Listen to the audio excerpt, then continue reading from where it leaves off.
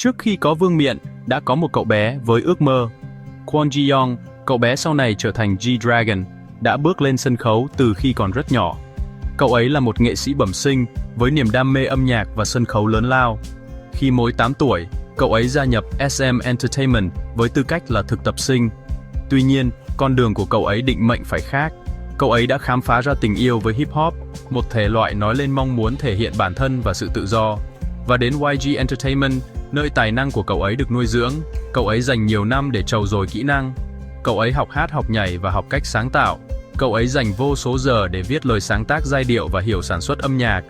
Nó là tìm kiếm tiếng nói riêng, nhưng Ji-young nổi bật. Có một tia sáng sáng tạo không thể bị kiềm chế. Tên G-Dragon là chơi chữ từ Ji-young, Young nghĩa là rồng. Cậu ấy đứng trước định mệnh. Năm 2006, bối cảnh K-pop là một biến động nhất, bị thống trị bởi các nhóm nhạc thần tượng, được chế tác tỉ mỉ với các bước nhảy đồng bộ. Nhưng vào thế giới bóng bày đó, một cơn bão đang hình thành từ YG Entertainment. Thế giới sắp biết đến Big Bang, và ở tâm chấn của sự thay đổi địa chấn này là thủ lĩnh của họ, một thần đồng trẻ tuổi tên là G-Dragon. Sự xuất hiện của anh không chỉ báo hiệu sự ra mắt của một nhóm nhạc mới, nó báo trước một cuộc cách mạng. Nhưng G-Dragon chưa bao giờ được định sẵn để chỉ là một thủ lĩnh trên danh nghĩa. Đã trải qua nhiều năm làm thực tập sinh, mài giũa tài năng của mình từ khi còn nhỏ, anh đã được đào tạo để làm được nhiều hơn thế. Anh là kiến trúc sư sáng tạo, là động lực của nhóm. Trong khi hầu hết các thần tượng được đào tạo để biểu diễn, G-Dragon được đào tạo để sáng tạo. Sự khác biệt cơ bản này đã đặt anh, và theo đó là Big Bang, lên một quỹ đạo hoàn toàn khác. Anh là bộ óc đằng sau bức màn, tỉ mỉ dệt, nên những âm thanh và phong cách sẽ định hình một thế hệ. Ngay từ sân khấu đầu tiên, sự tương phản đã rất rõ ràng. Big Bang đã thách thức mọi quy ước. Họ không phải là những thần tượng sạch sẽ, đồng bộ hoàn hảo mà công chúng đã quen thuộc. Âm nhạc của họ bắt nguồn từ hip hop. Thời trang của họ là sự pha trộn táo bạo giữa thời trang đường phố và những cái món đồ tiên phong, và sự hiện diện trên sân khấu của họ rất thô mộc và đầy phấn khích. Họ sở hữu một vẻ ngạo nghệ nổi loạn, một sự gai góc chân thực mang lại cảm giác mới mẻ trong một ngành công nghiệp được xây dựng trên sự hoàn hảo được sản xuất. Đây không chỉ là một nhóm nhạc mới, đó là một triết lý mới. Và G-Dragon là trái tim và khối óc của cuộc cách mạng này. Trong một bước đi chưa từng có đối với một thần tượng, anh đã nắm quyền sáng tạo, viết và sản xuất chính những bài hát sẽ đưa họ trở thành huyền thoại. Năm 2010, anh đã viết Lies. Ca khúc là một hiện tượng, một sự kết hợp của tiếng piano u sầu và nhịp điệu điện tử gây nghiện, đã gây được tiếng vang với cả quốc gia. Nó đã càn quét các bảng xếp hạng trong nhiều tuần, mang về cho nhóm giải Daesang hay giải thưởng lớn đầu tiên, và củng cố vị thế của họ như những nghệ sĩ hàng đầu. Anh tiếp nối thành công này với Haru Haru, một kiệt tác từ sáng tác khác. Câu chuyện đau lòng của nó đã trở thành một bản thánh ca cho một thế hệ, thể hiện chiều sâu cảm xúc hiếm thấy trong nhạc pop. Đây không chỉ là những giai điệu hấp dẫn, chúng là những câu chuyện sâu sắc về nỗi đau và hy vọng của tuổi trẻ. Tất cả đều tuôn chảy từ ngòi bút của một thủ lĩnh dám phơi bày tâm hồn mình. Với tư cách là thủ lĩnh, G-Dragon đã dẫn dắt nhóm đến những đỉnh cao không thể tưởng tượng được. Anh là la bàn của họ, liên tục định hướng âm nhạc của họ vào những lãnh thổ chưa được khám phá. Anh đã thúc đẩy các thành viên của mình và chính bản thân mình không ngừng phát triển, thử nghiệm các thể loại mới và thách thức mọi kỳ vọng với mỗi lần trở lại. Dưới sự lãnh đạo của anh, họ không chỉ phát hành âm nhạc, họ đang đưa ra những tuyên bố. Sự theo đuổi không ngừng đổi mới này đã bắt đầu phá vỡ các rào cản, không chỉ ở Hàn Quốc mà còn trên toàn thế giới. Thế giới bắt đầu chú ý, đây không chỉ là nhạc pop Hàn Quốc, đây là thứ âm nhạc vượt qua ngôn ngữ và văn hóa. G-Dragon không chỉ xây dựng một nhóm nhạc thành công, anh đang đặt nền móng cho một phong trào toàn cầu, tạo ra những viên đá đầu tiên của một đế chế, một triều đại sẽ thay đổi bộ mặt âm nhạc mãi mãi. Nếu thành công cùng Big Bang đã đưa G-Dragon lên bản đồ K-pop, thì chính sự nghiệp solo của anh đã khẳng định vị thế huyền thoại của mình. Bước ra khỏi cái bóng của một nhóm nhạc hàng đầu không phải là điều dễ dàng. Áp lực và kỳ vọng đè nặng lên vai anh, đây không chỉ là việc phát hành âm nhạc, đó là một bài kiểm tra xem liệu Kwon Ji-young, con người thật, có thể đứng vững một mình như G-Dragon, một biểu tượng hay không. Nhưng chính trong hành trình đơn độc này, các tác phẩm solo của G-Dragon đã củng cố vị thế của anh ấy như một nghệ sĩ vô song, một người có tầm nhìn không bị giới hạn bởi bất kỳ quy tắc nào. Năm 2009, giữa lúc K-pop đang ở đỉnh cao của sự đồng bộ và các công thức đã được định sẵn, anh ấy đã phát hành album solo đầu tiên của mình, Heartbreaker. đó là một quả bom nổ tung giữa làng nhạc. Album này đã thành công vang dội về mặt thương mại, đứng đầu các bảng xếp hạng và bán được hàng trăm nghìn bản, nhưng quan trọng hơn, nó là một tuyên bố táo bảo vệ bản sắc nghệ thuật cá nhân của anh ấy. Ca khúc chủ đề, với nhịp điệu điện tử lôi cuốn và mái tóc vàng bạch kim gây sốc, đã trở thành một hiện tượng ngay lập tức. Hình ảnh này đã định nghĩa lại sự nam tính trong K-pop, phá vỡ các khuôn mẫu và tạo ra một xu hướng tồn tại trong nhiều năm.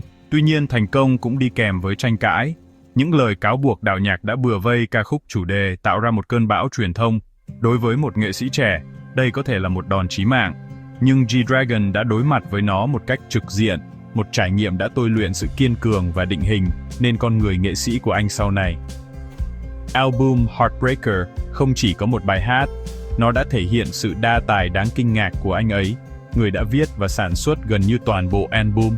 Anh dễ dàng chuyển đổi giữa các thể loại, từ pop điện tử sôi động trong Heartbreaker sang hip hop từ sự trong A Boy, nơi anh kể về những áp lực khi trở thành một thần tượng từ khi còn nhỏ và thậm chí là rock trong các bản phối lại. Đây là tuyên ngôn của một nghệ sĩ toàn diện, một nhà sản xuất, một nhạc sĩ, chứ không chỉ là một ca sĩ. Thiên tài sáng tạo của anh ấy đã đạt đến tầm cao mới với các bản phát hành solo tiếp theo. Nếu Heartbreaker là để chứng minh anh có thế, thì các dự án sau này là để tuyên bố anh là ai. EP One of a Kind năm 2012 là một kiệt tác của sự tự thể hiện. Ca khúc chủ đề, với nhịp điệu trap thời thượng và flow rap đầy tự tin, đóng vai trò như một bản hùng ca thách thức. Nó không chỉ là một bài hát, đó là một lời đáp trả cho những người chỉ trích, và là một sự tôn vinh sự độc đáo của anh ấy trong một thế giới thường đòi hỏi sự tuân thủ. Anh tuyên bố, ta là kẻ khó ưa, nhưng lại có giá trị hơn, ta là độc nhất vô nhị. Sau đó là Crayon, một ca khúc thể hiện hoàn hảo tinh thần nghệ thuật hỗn loạn và đầy màu sắc của anh. Tên bài hát là sự kết hợp của Crazy và On, và bản thân bài hát cũng vậy, một sự pha trộn điên cuồng giữa hip hop và EDM. Nó chuyển từ những câu rap khoe khoang sang một điệp khúc tiệc tùng đầy năng lượng với câu hỏi Why so serious? Crayon là G-Dragon trong trạng thái tự do nhất, một nghệ sĩ không ngại thể hiện sự kỳ quặc và vui tươi của mình. Đến năm 2013, G-Dragon đã sẵn sàng cho cuộc cách mạng của mình. Album Coup d'Etat có lẽ là dự án tham vọng nhất của anh. Bản thân tiêu đề đã gợi ý một cuộc lật đổ mang tính cách mạng, một cuộc đảo chính, chống lại các chuẩn mực của ngành công nghiệp, chống lại những kỳ vọng và thậm chí chống lại chính con người trước đây của anh. Đây là một dự án mạng tầm vóc toàn cầu. Hợp tác với các nghệ sĩ quốc tế tiên phong như Diplo, Bauer và huyền thoại hip hop Missy Elliott, G-Dragon đã không chỉ đơn thuần mượn âm thanh phương Tây, anh đã tạo ra một cuộc đối thoại âm nhạc. Anh đã tạo ra một tấm thảm âm thanh có phạm vi toàn cầu, nhưng mang tính cá nhân sâu sắc trong thông điệp của nó. Từ Crooked, một bản punk rock anthem về nỗi đau khổ, được che giấu sau những cuộc vui trác táng, đến Black, một bản ballad u sầu về tình yêu tan vỡ. Album này là một hành trình khám phá mọi khía cạnh của cảm xúc con người. Với Coup d'Etat, G-Dragon đã chứng minh rằng nghệ thuật của anh không có biên giới, rằng ngôn ngữ âm nhạc của anh có thể được hiểu và cảm nhận bởi bất kỳ ai, ở bất cứ đâu trên thế giới. Anh không còn chỉ là một ngôi sao K-pop, anh đã trở thành một hiện tượng toàn cầu, một nghệ sĩ có ảnh hưởng định hình nên âm thanh và phong cách của cả một thế hệ. Ảnh hưởng của G-Dragon, bạn biết đấy, vượt xa lĩnh vực âm nhạc. Đó là một hiện tượng văn hóa. Đối với anh, âm nhạc và thời trang là hai mặt của cùng một đồng xu, là những biểu hiện không thể tách rời cho bản sắc của anh. Trong thế giới phong cách, anh không chỉ là người tham gia, anh thực sự là một vị vua, một kiến trúc sư của thẩm mỹ hiện đại. Ngai vàng của anh được xây dựng trên nền tảng của sự thử nghiệm không sợ hãi và sự thấu hiểu bẩm sinh về ngôn ngữ hình ảnh. Ngay từ những ngày đầu tiên với Big Bang, khi K-pop vẫn còn đang định hình bản sắc hình ảnh của mình, anh đã coi phong cách cá nhân của mình như một hình thức thể hiện nghệ thuật khác.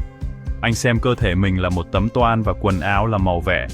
Trong một xã hội với những kỳ vọng thường rất khắt khe, anh đã mạnh dạn thách thức những quan niệm truyền thống về nam tính trong trang phục. Anh mặc váy, sơn móng tay và sử dụng trang điểm không phải như một chiêu trò, mà là một phần chân thực trong diện mạo của mình, mở đường cho một sự thấu hiểu linh hoạt hơn về giới tính trong văn hóa đại chúng Hàn Quốc. Nước đi đặc trưng của anh kết hợp thời trang cao cấp với phong cách đường phố một cách dễ dàng. Đây không chỉ là việc trộn lẫn những món đồ đắt tiền và bình dân, đó là một tuyên ngôn triết học. Anh đã chứng minh rằng sự sang trọng không nằm ở tính độc quyền, mà ở sự thể hiện cá nhân. một chiếc áo khoác vai tweed kinh điển của Chanel, được phối cùng một chiếc áo phông đơn giản và quan jean rách, và hoàn thiện bằng một đôi giày thể thao được săn lùng. Anh đã dân chủ hóa thời trang cao cấp, khiến nó trở nên dễ tiếp cận, sành điệu và phù hợp với một thế hệ mới. Và rồi mái tóc của anh, một bức tranh liên tục thay đổi cho sự sáng tạo, nó trở thành một cảnh tượng ngoạn mục, với người hâm mộ háo hức chờ đợi xem màu sắc nào sẽ định hình kỷ nguyên tiếp theo của anh. Có lúc, đó là màu hồng sốc, khoảnh khắc tiếp theo là một màu đỏ rực lửa, đầy đam mê, rồi lại là một màu xanh, băng giá, lạnh lùng, xa cách. Mỗi màu sắc là một chương trong câu chuyện của anh, mỗi một vẻ ngoài đều là một tuyên bố có chủ đích, một tác phẩm nghệ thuật trình diễn được chế tác cẩn thận. Anh ấy không chỉ mắc thời trang, anh ấy định hình hướng đi của nó. Anh là người tạo ra xu hướng theo đúng nghĩa đen của từ này. Những món đồ anh ấy mặc sẽ bán hết trong vài giờ, đôi khi là vài phút. Đây chính là hiệu ứng G-Dragon, một minh chứng cho sức ảnh hưởng vô song của anh đối với văn hóa tiêu dùng. Một lần xuất hiện đơn giản ở sân bay có thể làm sập trang web của một thương hiệu. Anh đã phổ biến vô số xu hướng khắp Hàn Quốc và châu Á, từ quan jean bó sát trong những ngày đầu cho đến phông dáng oversize và mũ bucket định hình phong cách đường phố ngày nay. Anh chính là người khởi xướng. Những lựa chọn táo bạo của anh đã truyền cảm hứng cho một thế hệ người hâm mộ, đặc biệt là các chàng trai trẻ, để thoát khỏi sự tuân thủ và thử nghiệm với bản sắc riêng của họ thông qua thời trang. Anh đã cho họ sự cho phép để trở nên khác biệt. Anh ấy là một bảng quảng cáo di động cho tự do nghệ thuật, và các nhà mode có ảnh hưởng nhất thế giới đã chú ý. Ánh đèn sân khấu toàn cầu đã tập trung hoàn toàn vào anh. Anh trở thành một nhân vật quen thuộc ở hàng ghế đầu tại tuần lễ thời trang Paris, không chỉ với tư cách là một khách mời nổi tiếng, mà còn là một đồng nghiệp được tôn trọng. Các máy ảnh yêu mến anh, và các nhà thiết kế tranh nhau để được anh mặc đồ của họ. Huyền thoại Karl Lagerfeld của Chanel đã nổi tiếng gọi anh là một nàng thơ. Lagerfeld đã nhìn thấy ở G-Dragon một hiện thân hiện đại của tinh thần Chanel, nổi loạn, sang trọng và trẻ trung vĩnh cửu. Mối quan hệ này đã lên đến đỉnh điểm khi anh trở thành đại sứ toàn cầu của Chanel. Một sự bổ nhiệm lịch sử đã phá vỡ các ranh giới cho các nghệ sĩ nam châu Á trong thế giới độc quyền của thời trang cao cấp Paris. Nhưng G-Dragon không hài lòng với việc chỉ là một nàng thơ. Anh cần phải sáng tạo.